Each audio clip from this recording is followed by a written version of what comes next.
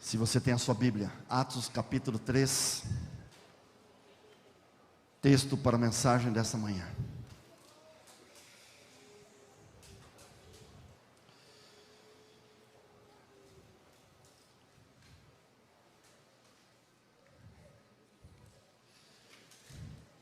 Que bom ter muitos amigos aqui.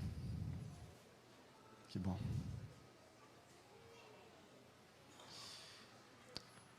Eu tenho experimentado que quando nós oramos, antes da palavra de Deus ser aberta, pedindo que Deus fale conosco, o Espírito Santo age de uma maneira muito mais profunda. Vocês sabem que no grande conflito em que vivemos, apesar de Deus ter todo o poder para realizar e fazer aquilo que Ele entende, Deus respeita a nossa liberdade de escolha. E quando nós oramos dizendo: Senhor, fala comigo, o Espírito Santo tem a liberdade de agir, de falar, de tocar, de convencer, de transformar. E por isso, antes de você ler a Bíblia onde quer que você esteja, aqui na igreja não é diferente. É sempre importante que nós, em oração, tenhamos nossa mente, o nosso coração aberto, para que possamos estar sensíveis, receptivos à influência e à ação do Espírito na nossa vida. Por isso, antes de lermos o texto, por 30 segundos, peça para Deus falar com você. Você que está em casa nos vendo, acompanhe conosco. Quero dar um abraço para o meu amigo Roger, a esposa, a família. Que bom que estamos aqui, Roger. Um abraço para você. Deus abençoe vocês que estão em cima também, aqui na galeria. Vamos orar juntos. Vamos orar por 30 segundos, pedindo que Deus fale conosco. Depois farei mais uma oração e vamos estudar a Bíblia juntos. Podemos fazer assim? Vamos orar.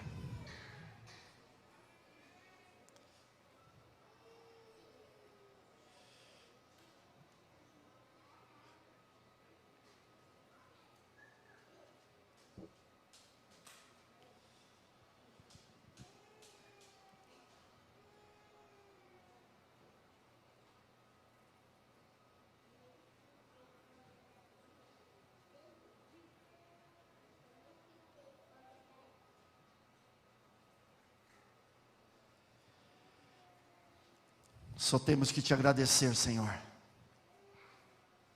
porque o Senhor é um Deus que ama, um Deus que cuida, um Deus que realiza sonhos. Quero te pedir em nome do Senhor, Pai, que durante todo o período que estivermos aqui, que seja um momento mais feliz, onde estaremos mais ligados em Ti, onde mais desejamos Te servir como nunca.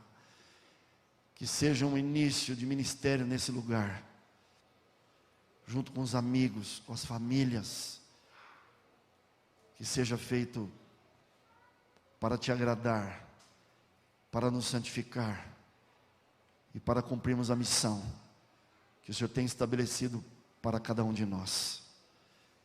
Quero te pedir, Senhor, mais uma vez, como ministro do Teu Evangelho, abençoe a cada pessoa que está aqui, em casa, nos vendo, que verão esse vídeo, que todos possamos ouvir a Tua voz. As pessoas ouvirão a minha voz, mas a palavra, que a palavra seja do Senhor, que possamos estar agora abertos, receptivos, esquecendo aquilo que fizemos, aquilo que faremos, para que nada impeça de termos a nossa mente 100% aberta para aquilo que o Senhor tem preparado para dizer a cada um de nós. Seria impossível para mim, como ser humano, falar a tantas pessoas. Senhor, o Senhor sabe, somos diferentes, realidades diferentes, sonhos, planos, vidas diferentes, mas o Senhor consegue pegar o mesmo texto, a mesma mensagem, e de alguma forma sobrenatural, ter algo especial para cada um. Faz isso, por favor, Senhor. Te amamos muito e te pedimos todas essas coisas no nome de Jesus. Amém. Atos capítulo 3, Pedro e João subiam ao templo para a oração da hora nona. Era levado um homem coxo de nascença, o qual punham diariamente à porta do templo chamado Formosa, para pedir esmola aos que entravam. Vendo ele a Pedro e a João, que iam entrar no templo, e implorava que lhes dessem uma esmola. Pedro, fitando, olhando nos olhos dele, juntamente com João, disse: olha para nós. Ele os olhava atentamente, esperando receber alguma coisa. Pedro, porém, lhe disse: não possuo nem prata nem ouro, mas o que eu tenho, isto te dou. Em nome de Jesus Cristo, o Nazareno, anda. Tomando pela mão direita, o levantou. Notem essa palavra: imediatamente. Os seus pés e tornozelos se firmaram. De um salto se pôs em pé. Passou a andar e entrou com eles no templo, saltando e louvando a Deus. Viu todo o povo andar e louvar a Deus, e reconheceram ser ele o mesmo que esmolava, assentado à porta formosa do templo, e se encheram de admiração e assombro pelo que lhe acontecera. Vamos parar por aqui, por favor. Queridos, o homem dessa manhã, apóstolo Pedro. Existem muitas formas de nós estudarmos a Bíblia. A minha forma predileta, preferida, é estudar a vida dos homens e mulheres ao longo da história que viveram e que tiveram uma vida com Deus. Por que isso? Porque, como a própria Bíblia diz, eles foram seres humanos como nós. E eu penso, eu preciso entender como eles andaram com Deus, como eles viveram ao lado de Deus. Os momentos de luto, os momentos às vezes de queda, se reerguendo, vivendo, andando com Deus, cumprindo a missão no seu tempo. Eu preciso estudar, e eu sempre estudei e continuo estudando como é que eles venceram, como é que eles viveram, porque se eu entendo que se eu, como um ser humano não diferente deles, andar com Deus como eles andaram, viver como eles viveram, eu poderei ser aquilo que o Senhor espera que eu seja. Não só vivendo uma vida de ligação, mas sendo e cumprindo aquilo que o Senhor tem planejado, sonhado para mim. Quando Jesus esteve na terra, vários eram os seus objetivos. Claro, o objetivo primário de Jesus. Paulo diz isso em Romanos 5, assim como por um homem entrou o pecado no mundo, e com o pecado veio a morte, assim por um homem veio a salvação. A primeira e mais importante razão da vinda de Jesus na terra foi ser o nosso Salvador. Jesus tinha outros objetivos. Mostrar para nós como o ser humano deveria andar com Deus. Vocês sabem que Jesus era 100% Deus, 100% homem, mas ele nunca usou seus poderes divinos para benefício próprio, e a razão era mostrar no conflito entre o bem e o mal, que o ser humano, ao andar com Deus, ao depender do Pai, ele poderia ser fiel. Jesus é chamado o segundo Adão por Paulo, quando Paulo escreve uma das suas cartas para a igreja de Corinto. Jesus é o nosso exemplo, claro, mas ele sabia que havia um período em que ele viveria aqui na terra, e ele precisaria preparar pessoas, discípulos, para enviá-los, para representá-lo, para que a mensagem que ele havia deixado, pregado e ensinado, pudesse ser vivido por esses discípulos, e pudesse ser, obviamente, transmitido através da vida, do exemplo e das palavras deles. Um dos homens que Jesus chamou, que é o homem dessa manhã, Pedro. Quando Jesus chamou a Pedro, Jesus conhecia não só os pontos positivos de Pedro, mas Jesus também conhecia os pontos na vida de Pedro que precisariam ser transformados, mudados. Quais eram os dois pontos? Eu quero destacar 2 pontos na vida de Pedro nessa manhã.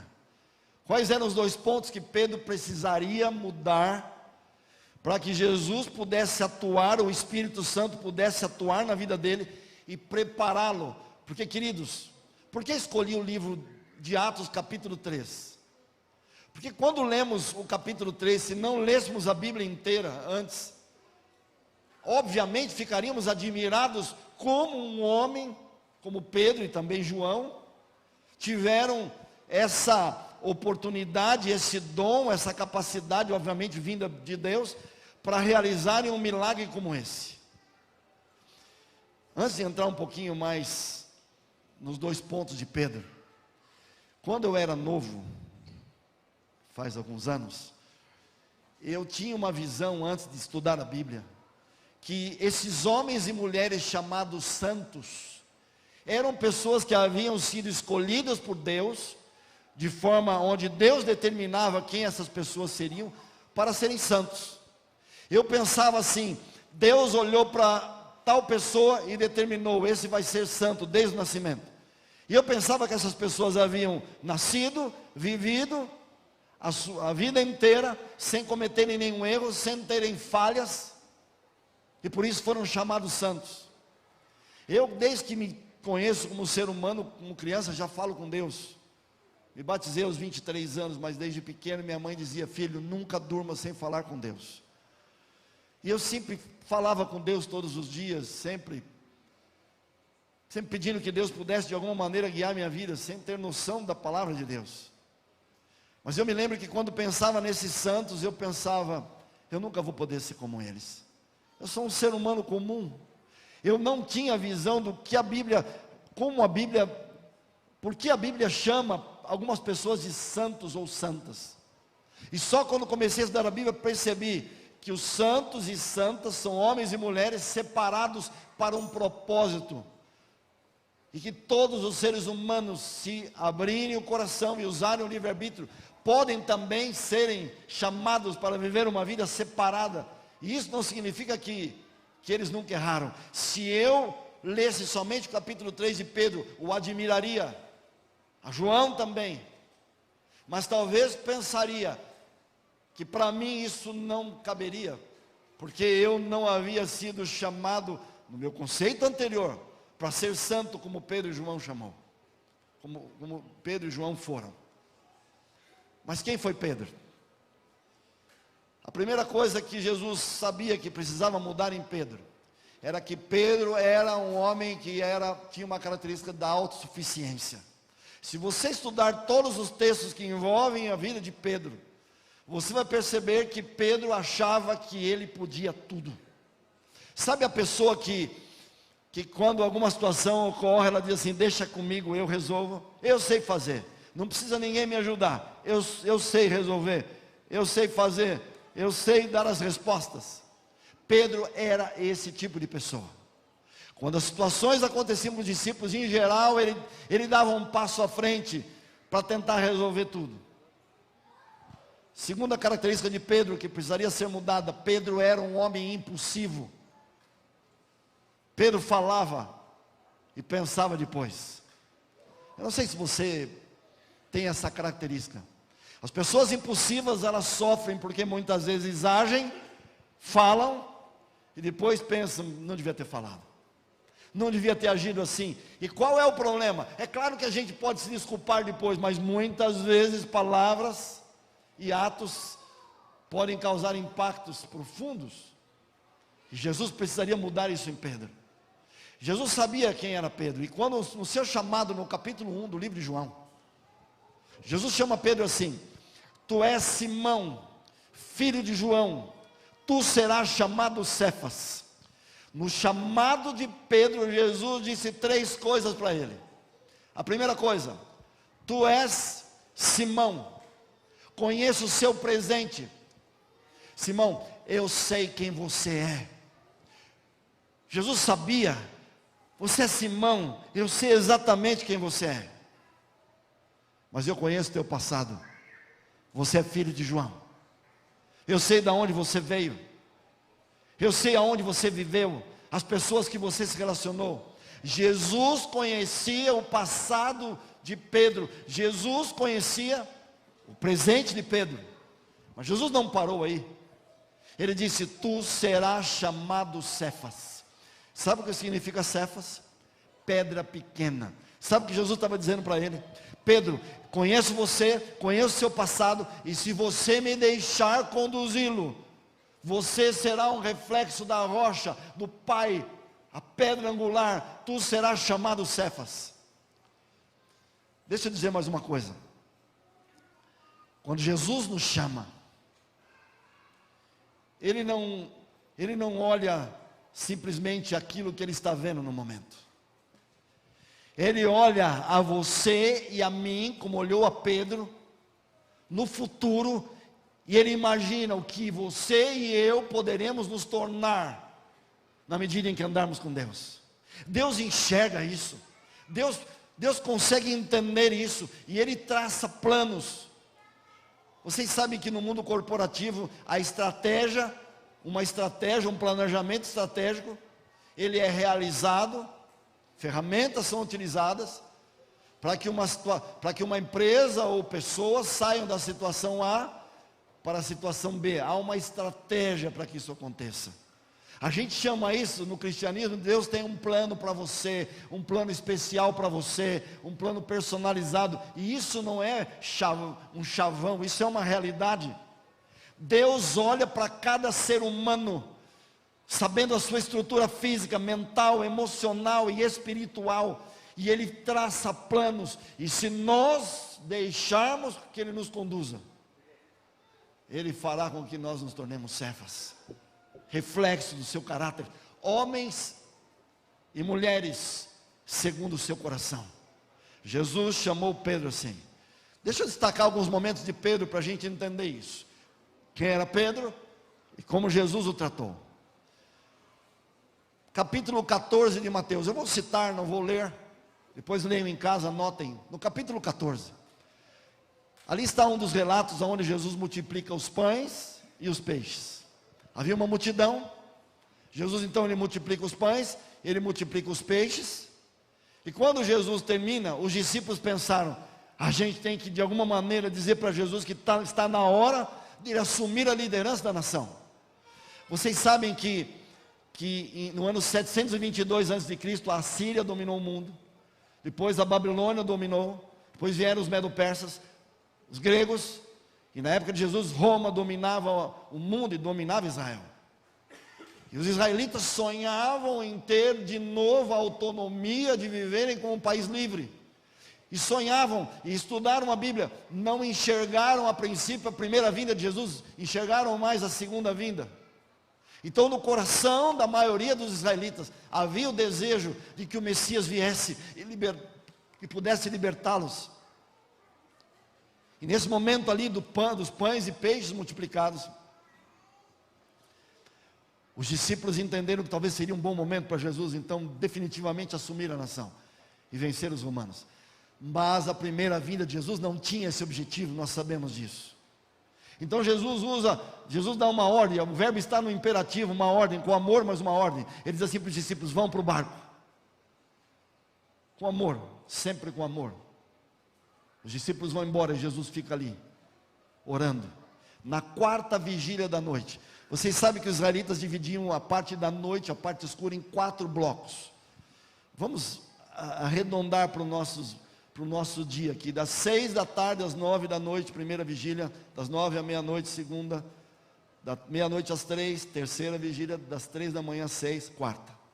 Jesus orou a noite toda. E na quarta vigília da noite, Ele foi na direção dos discípulos. E quando Jesus estava indo, Jesus percebeu que o barco estava obviamente dentro das águas. E Ele foi andando por cima das águas. Quando os discípulos viram isso, a Bíblia diz que eles começaram a gritar apavorados, é um fantasma. Houve um pânico, um medo. Quem sai na frente para resolver o problema? Pedro. E Pedro fala assim, se o Senhor, e Jesus fala, quem está aí? Pedro fala, quem está? Eu sou Jesus, o vosso mestre. E Pedro fala assim, se o Senhor é mesmo o Messias, o mestre, me manda ir andando na sua direção por cima das águas. Vocês acham que Pedro pensou ao falar isso? Pensa, você falaria isso? Você ficaria dentro de um barco dizendo assim, tá bom, se o Senhor é Jesus, então vem aqui até a gente. Era o normal, eu faria isso? E Pedro, não, me faz ir andando até você. E Jesus, não sei se Pedro imaginaria que Jesus ia responder, então vem. E agora ele tinha que ir. O que os discípulos iam falar dele? Ele era Pedro, ele resolvia tudo. E Pedro começa a ir. E um milagre começa a acontecer. Ele começa a andar por cima das águas. A gente sempre fala alguns pontos negativos de Pedro, a gente vai ver momentos difíceis dele. Talvez por alguns instantes, Pedro olhou para Jesus e confiou naquilo que ele havia dito. E enquanto Pedro confiou, ele continuou andando por cima das águas. Mas a Bíblia diz que começou a ventar, o vento. E o mesmo Pedro impulsivo, ao invés de entender que não era a ausência do vento ou qualquer outra coisa que pudesse estar acontecendo, ao invés de ele entender que ele estava andando por cima das águas porque ele estava confiando na palavra de Jesus, Pedro começa a se preocupar e a Bíblia diz que ele afunda. Ele tira os olhos de Jesus.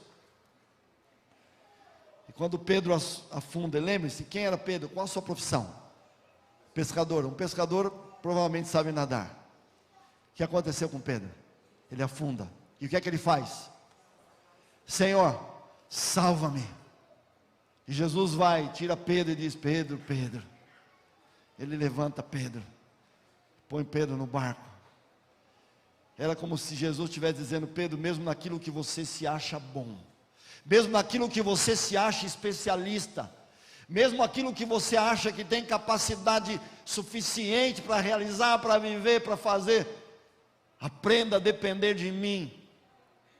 Mais tarde, em João 15, Jesus reunindo com os discípulos, ele diz isso mais uma vez, dizendo assim: permanecei em mim, e eu permanecerei em vós, porque sem mim nada podeis fazer. Pedro precisava entender isso. Pedro precisava entender que Jesus não estava querendo anulá-lo, Jesus não estava querendo pressioná-lo, limitá-lo.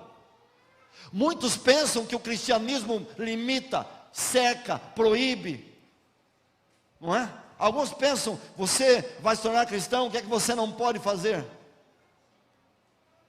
Pedro precisaria entender da experiência extraordinária, das oportunidades extraordinárias que um ser humano tem quando encontra a liberdade dada como resultado de sermos salvos e da continuidade de andarmos com Deus.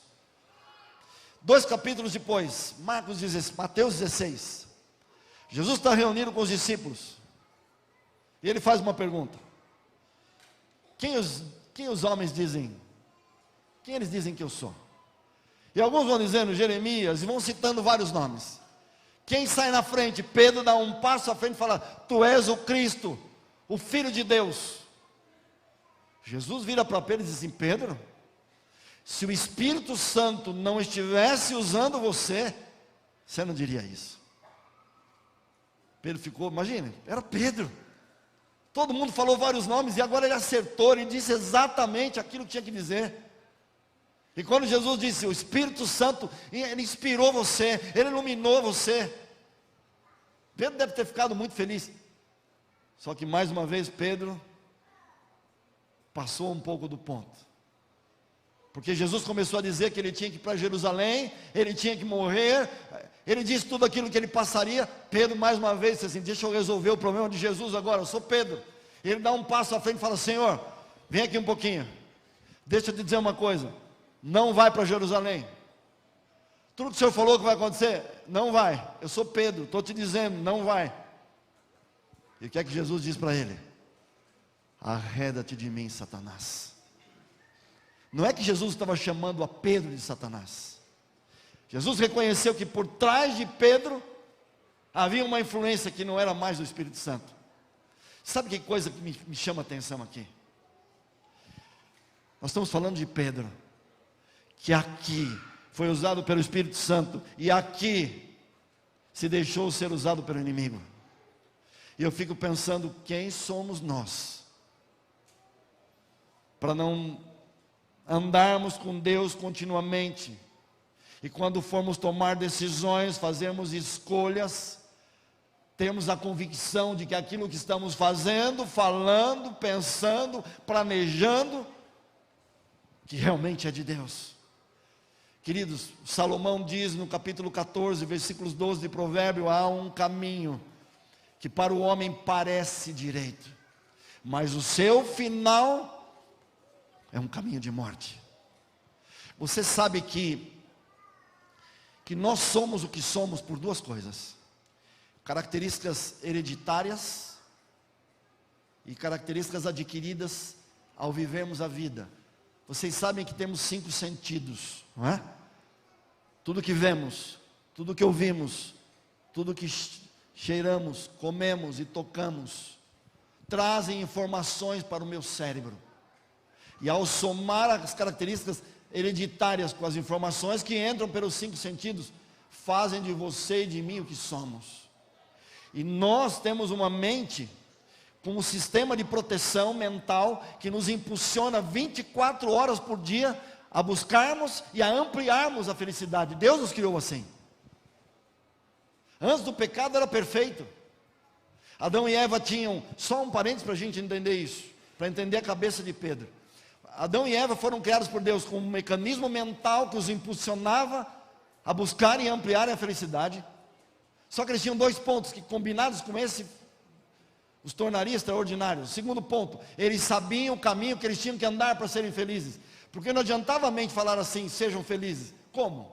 De que forma? Terceiro aspecto que Deus deu para eles. Eles tinham a natureza espiritual, a tendência natural deles era viver os ensinamentos, para assim ampliarem a felicidade e a vida que tinham. Você e eu, ao nascermos desse mundo, e Pedro não era diferente. Só nascemos com um sistema mental de proteção que nos impulsiona a sermos felizes. Mas se nós não aprendemos a verdade, se eu e você não estudarmos a Bíblia, se nós não ensinarmos as pessoas a andarem com Deus, a conhecerem a Deus, os seres humanos irão pegar o banco de dados que entrou na vida deles através dos 5 sentidos, somados com as características hereditárias, e entenderão e concluirão muitas vezes que aquilo que acreditam, que aquilo que pensam é a verdade. E poderão estar convictos. Por isso Salomão diz, há um caminho que parece direito. Por que parece direito? Porque você está usando o seu banco de dados, mas se você não tem a sua vida pautada, baseada na palavra de Deus, você correrá o risco de tomar decisões e de fazer escolhas, pensando que está fazendo certo, mas não está. Eu já vi moças e rapazes que chegam para mim e falam assim, pastor, achei o meu príncipe encantado, achei a minha princesa, nossa, linda demais, lindo demais. Eu falo, que legal. 3 meses depois, cadê o príncipe? Cadê a princesa? Ah, pastor, eu nem te conto. Eu falei, pode contar. Aí eu começo a ouvir sempre a mesma coisa. A frase que eu ouço sempre, eu pensei que ela era de um jeito, eu pensei que ele era de um jeito, mas eram de outro jeito. Escolheu como? Com o conhecimento limitado. Fiz essa analogia para entendermos a palavra de Deus. Se não estudamos a palavra de Deus, João 16 diz que o Espírito Santo viria para nos conduzir a toda a verdade. Se nós não andamos com Deus, estudamos a Bíblia, nos entregamos, nos consagramos, corremos o risco de criar soluções, saídas, buscar respostas, pautados em informações limitadas que entraram na nossa mente. Entendem isso? Você sabe que e tudo começa no pensamento. Vocês sabem que Salomão diz, o que o homem pensa, ele é. Vocês sabem que o pensamento busca, para ser formado, ele busca informações em 2 lugares. No banco de dados que você já tem dentro da mente, e as informações que estão vindo de fora. Por exemplo, vocês estão me escutando agora. Se eu falar para vocês, banana, vocês lembram qual é a imagem da banana? Lembram do cheiro? Lembram do gosto? Lembram da textura? Banana acho que não faz barulho quando você abre, mas se tivesse um barulhinho você ia guardar. Todos sabem, falando banana? Agora vocês gostam de skinny? Já comeram skinny? Alguém sabe o que é skinny aqui? Ninguém? Não sabe o que eu inventei agora. Não existe. Por que eu disse isso? Porque você não tem. Quando eu jogo a informação skinny, para você não é nada. Não entrou no seu banco de dados. Então, como você vai tomar decisões, fazer escolhas, tendo a convicção de que está fazendo certo, se você não tem a palavra de Deus internalizada em você? O pensamento, para ser formado, busca informações de fora e de dentro do cérebro. E os pensamentos impactam as nossas emoções. Guardem isso. Os pensamentos impactam as nossas emoções impactam as nossas ações, as ações repetidas formam os hábitos, e os hábitos formam o caráter. Tudo começa no pensamento. Por isso Paulo em Filipenses capítulo 4, em Colossenses 3, ele diz, tudo que é bom, tudo que é verdadeiro, não é? Ele vai dizendo coisas maravilhosas, nisso pensai, aquele que nasceu em Cristo, mantenha a vossa mente nas coisas que são do alto. As coisas na Bíblia não estão por estar. Pedro precisava entender isso, que ele ainda não sabia tudo, que ele ainda não entendia de tudo, que ele não podia tudo. Mas finalmente chegou um momento onde Jesus estava se despedindo dos discípulos. Talvez eles não entendiam ainda. E Jesus começou a dizer tudo aquilo que ele iria passar. E mais uma vez Pedro dá um passo à frente e diz assim, Senhor, eu sou Pedro. Se o Senhor morrer, eu morro junto. Se o Senhor for preso, eu vou preso junto. Eu nunca vou te negar. Eu sou Pedro, o Senhor me conhece. Jesus chama Pedro de lado e diz assim, Pedro, Pedro, Satanás pediu para ele cirandar você, como fez com Jó, mas eu não permiti. Sabe por quê? Você não está pronto, Pedro. Senhor, eu sou Pedro. Pedro, você não está pronto. E Pedro diz, eu vou contigo. Jesus disse, Pedro, eu vou te dizer uma coisa. Quando o galo cantar, quando eu for preso, e o galo cantar, você vai ter me negado 3 vezes. Eu fico imaginando Pedro dizer, não, eu sou Pedro, eu sei quem eu sou, eu sei tudo que vivi, eu sei que eu amo. Mas Jesus foi preso, os discípulos fugiram, João foi o que ficou mais próximo. E Pedro agora tentava cumprir e ser aquilo que ele imaginava ser. Era o momento dele, era agora que Jesus precisava dele. Mas ele não consegue. Ele queria fugir, dizia, não posso fugir. Ele queria ficar perto, não conseguia ficar perto. Ele não se lembrava daquilo que Jesus tinha dito. E sem perceber, se deixando levar pelo instinto, foram perguntando, você, Pedro, fala parecido com Jesus, você tem o jeito de Jesus, você é um discípulo dele. Ele diz, não sou. E ele sai para um outro lugar ali perto, e de novo fazem as mesmas perguntas. Ele diz, eu não sou. E pergunta a terceira vez num outro lugar, e Pedro começa a blasfemar, Pedro começa a falar palavras indevidas, palavras torpes. E quando ele termina de falar, ele escuta o galo. E ele se lembra de Jesus. Eu fico imaginando Pedro nesse momento pensando, por que é que eu não ouvi? Por que eu não ouvi Jesus no Getsêmani, quando ele disse, será que você não pode orar comigo por 1 hora? E eu não aguentei, eu tive sono, eu não fiquei perto dele. Eu fico imaginando Pedro recapitulando a vida dele, e relembrando as oportunidades que Deus havia dado para ele. E ele não havia aproveitado. Queridos, escuta, olha para mim em nome de Jesus, você que está em casa. Isso é uma das coisas que Deus mais faz para nós. É nos dar novas chances, novas oportunidades. Não é, pastor Arildo?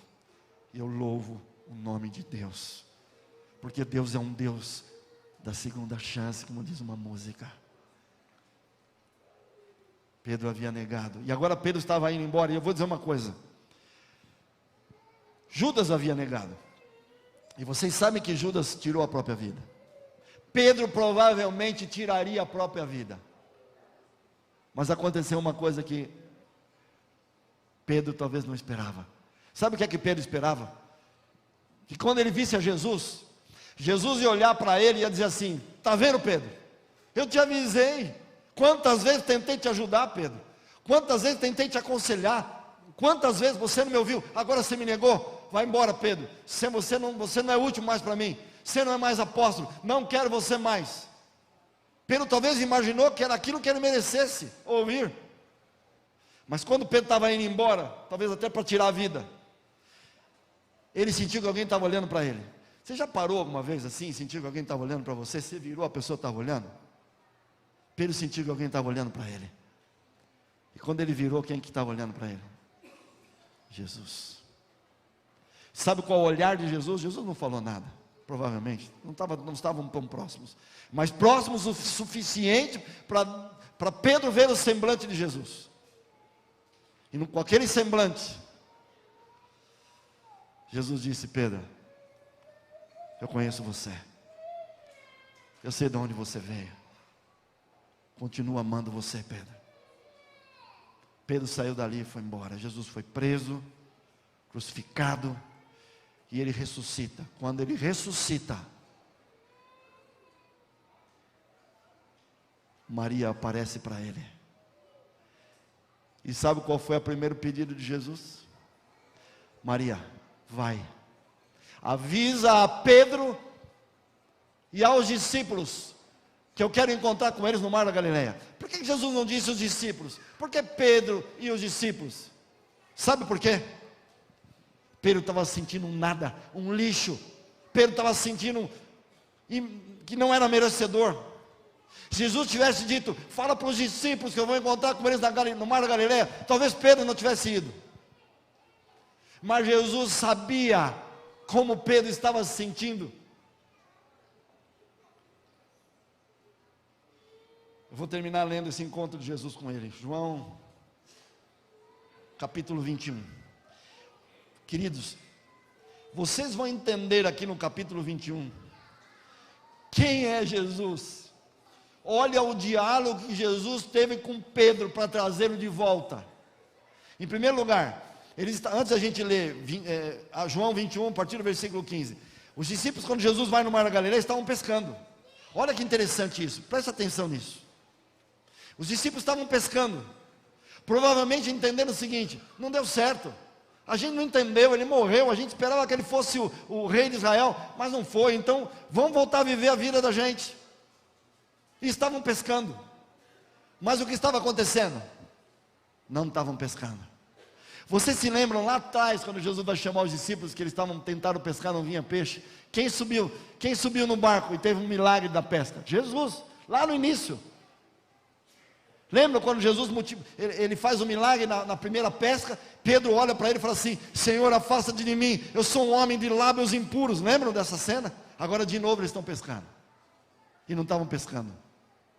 E Jesus então ele vai assim na beira do mar e fala assim: joguem a rede do lado direito do barco. Joguem a rede do lado direito do barco. Os discípulos estavam virados, Jesus estava lá, e eles viram.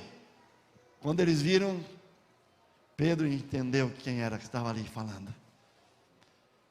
E Pedro pula daquele barco e vai até Jesus. E agora eles têm um diálogo.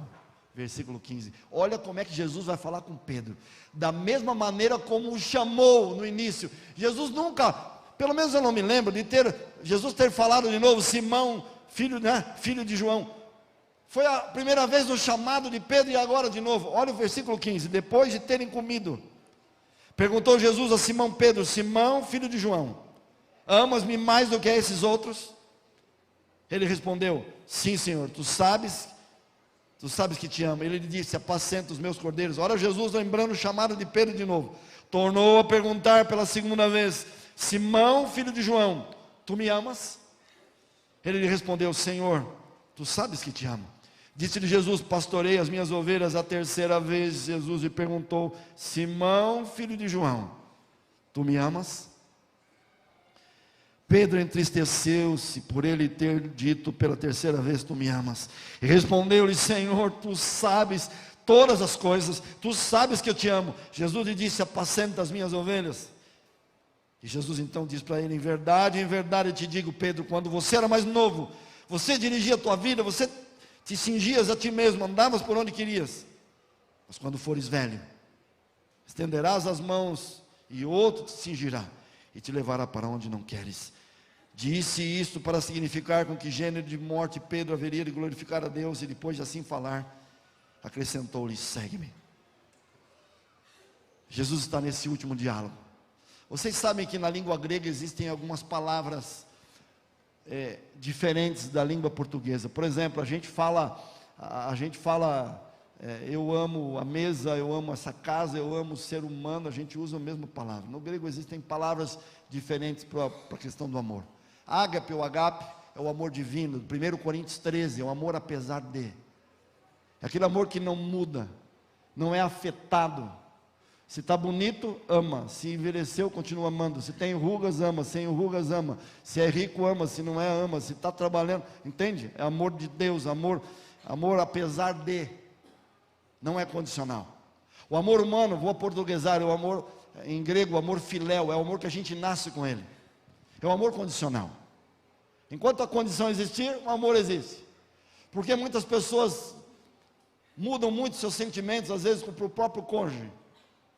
Porque não andam com Deus a ponto de ter o amor divino, que é o primeiro gomo dos 9 gomos do fruto do Espírito de Gálatas 5, 22, 23. O amor divino é dom, a gente não é um presente, é um fruto, a gente não nasce com ele. Nascemos com o amor humano. Porque eu estou dizendo, existem outras palavras, mas vou usar as duas porque tem a ver com o contexto. Quando Jesus está conversando com ele, qual é o diálogo aqui? Jesus está assim, Simão Pedro, filho de João, tu me ágape? E Pedro responde, sim Senhor, eu te filéu. E Jesus pergunta de novo, mas Pedro, tu me ágape? E Pedro responde, sim Senhor, o Senhor sabe que eu te filéu. E Jesus pergunta a terceira vez, e Pedro se entristece, e ele diz assim, o Senhor sabe tudo, eu apenas te filéu. Naquela hora Pedro entendeu que toda a sua vida ele não amou a Jesus com o amor que vem de Deus, um amor incondicional, um amor apesar de, um amor ilimitado, um amor que quando existe, recebido por Deus, como resultado de permanecermos nele, como eu citei João capítulo 15, porque o fruto só vem como resultado disso. Quando Pedro entende isso, Pedro definitivamente tem o seu coração afetado, impactado pela palavra de Deus. E depois Jesus disse, Pedro, quando você era novo, você dirigia a tua vida, você criava as tuas saídas, você criava as tuas soluções, você dava as suas respostas, mas eu sei que daqui para frente, as coisas vão ser diferentes. Eu vou te dizer ainda, você me negou, mas um dia, você vai morrer, crucificado, e vai glorificar o Pai. Jesus voltou para o céu. Olhem e estudem a vida de Pedro no livro de Atos. Pedro pregando, multidões se convertendo. Até pessoas eram colocadas na sombra de Pedro, eram curadas. Lógico, o poder não estava em Pedro, mas Deus o usava. Pedro recebeu o batismo do Espírito Santo. Vou pregar isso nos próximos sermões, provavelmente sábado que vem. Pedro foi ungido pela presença do Espírito Santo.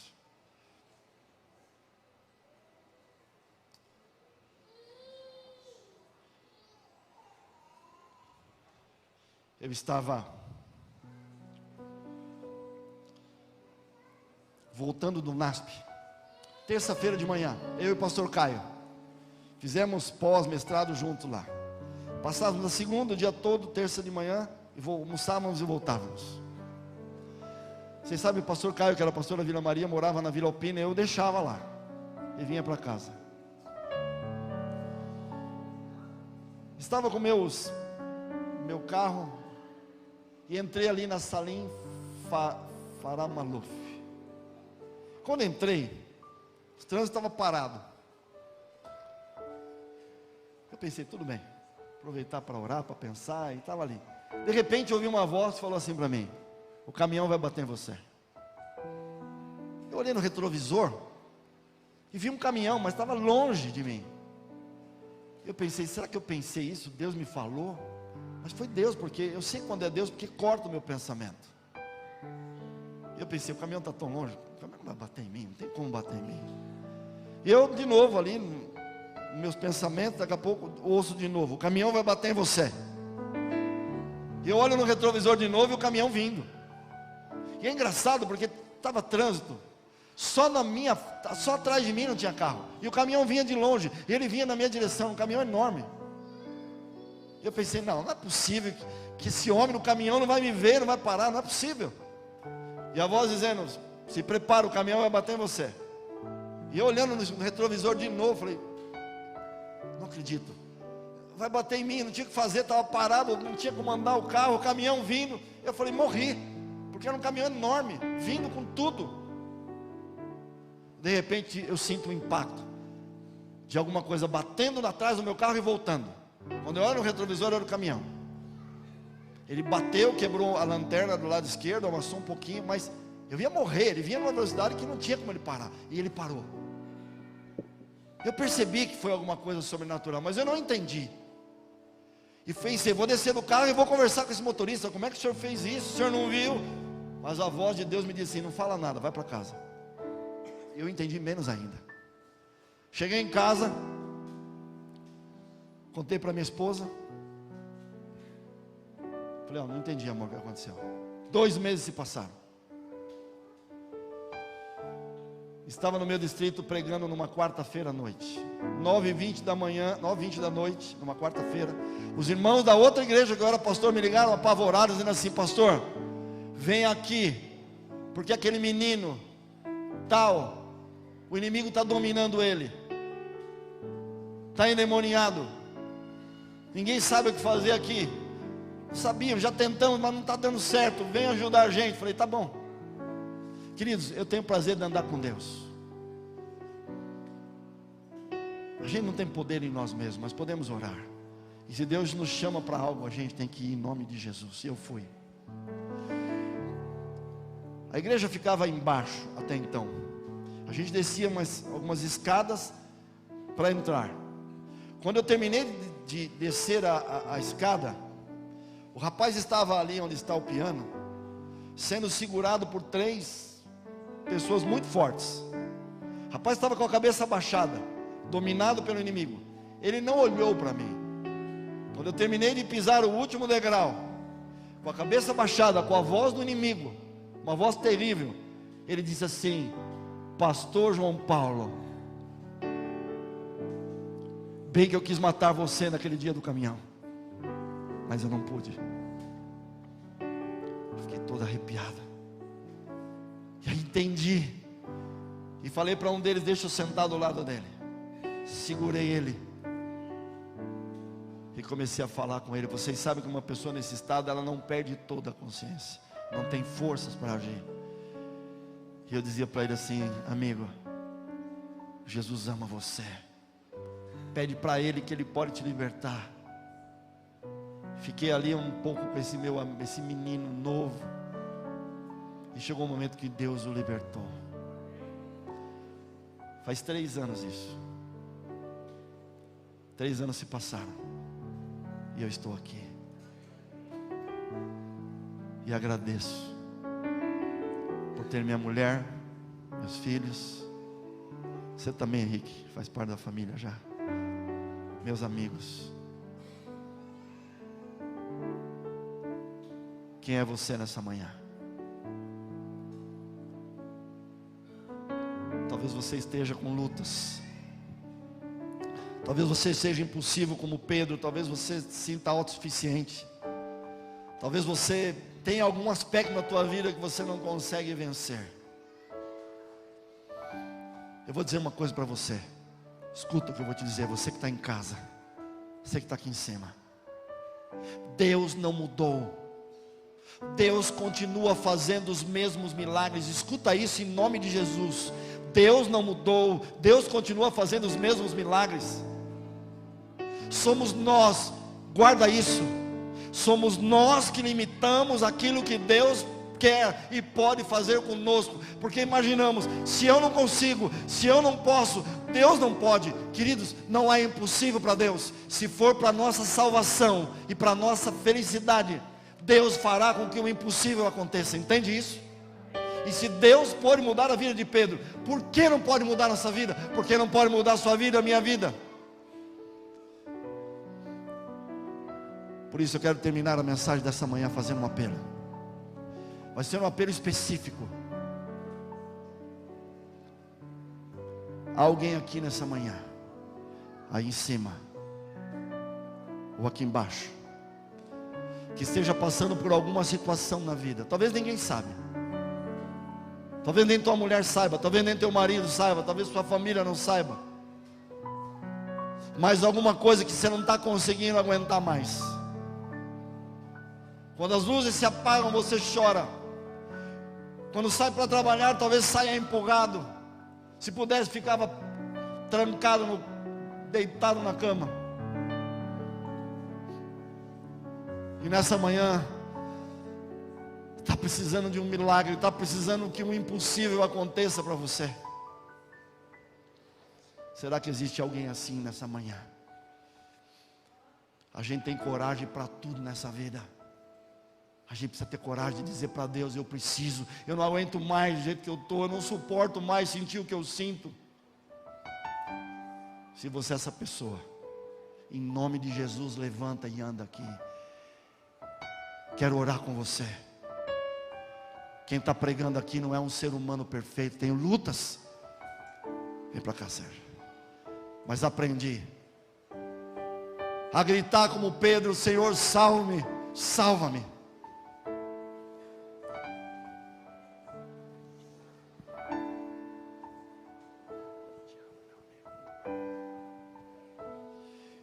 Eu não sei se tem alguma música agora. Temos? Alguém para cantar? Temos? Temos? Eu queria, enquanto tem alguma música que pudéssemos cantar, eu queria abraçar as pessoas que estão aqui. Vocês podem vir mais perto? Eu vou abraçar todos. Se você quiser vir, venha.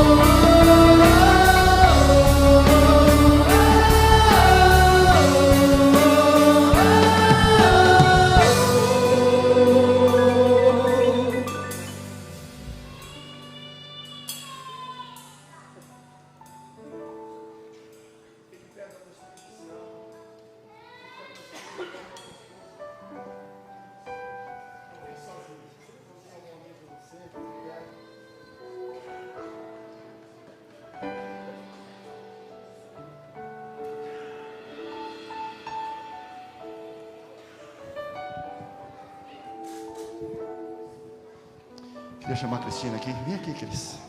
Você.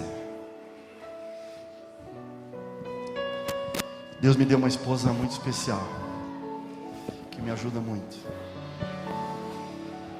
Cris, vem aqui perto.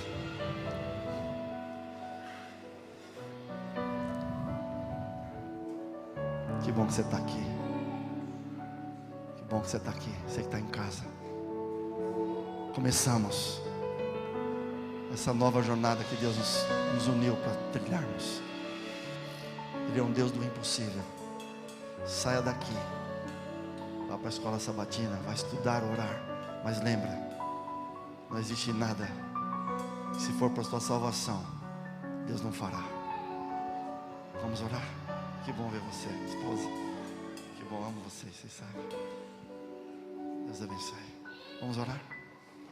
Senhor nosso Deus, obrigado por tudo aquilo que vivemos já nesse momento.